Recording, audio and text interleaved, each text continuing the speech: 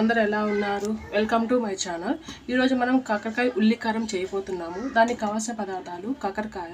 దీన్ని మనం క్లీన్ చేసుకొని లోపల ఉన్న గింజలు మొత్తం తీసేసామండి. ఇప్పుడు తయారు చేసే విధానం చూద్దాం. ఆయిల్ వేడెక్కిందండి. ఇప్పుడు ఈ కాకరకాయ ముక్కలు విసిరేద్దాం.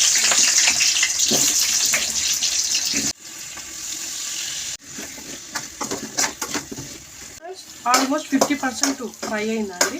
ఈ సైడ్ నేను కొంచెం కరివేపాకు అండ్ వెల్లుల్లి రెబ్బలు వేసుకుంటాను.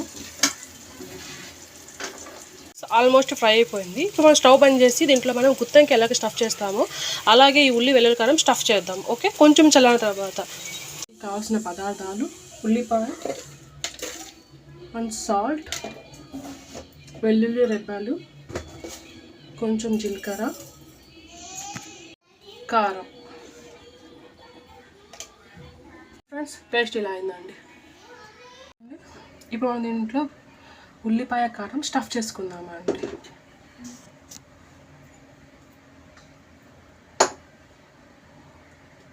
ఇలా స్టఫ్ చేసుకున్నాను. ఇప్పుడు మనం దీన్ని ఆయిల్లో వేసి ఫ్రై చేసుకుందామండి.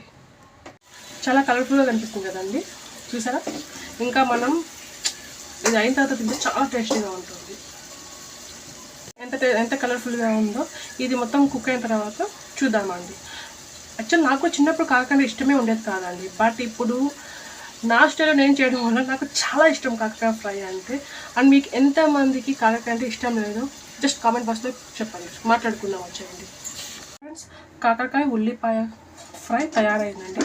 చూసారా ఎంత బాగుంది? ఇప్పుడు మన వేడి వేడి రైస్లో తింటే చాలా బాగుంటుంది.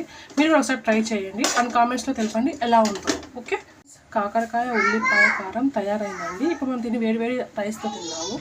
ఓకే, చూసారా అండి ఎలా ఉందో? మనకి కాకరకాయ ఉల్లిపాయ కారం చాలా టేస్టీగా ఉంది కదండి. ఒకసారి మీరు కూడా ట్రై చేయండి. ఎలా ఉందో నాకు కామెంట్లో తెలపండి. And thank you so much for watching my channel. Bye.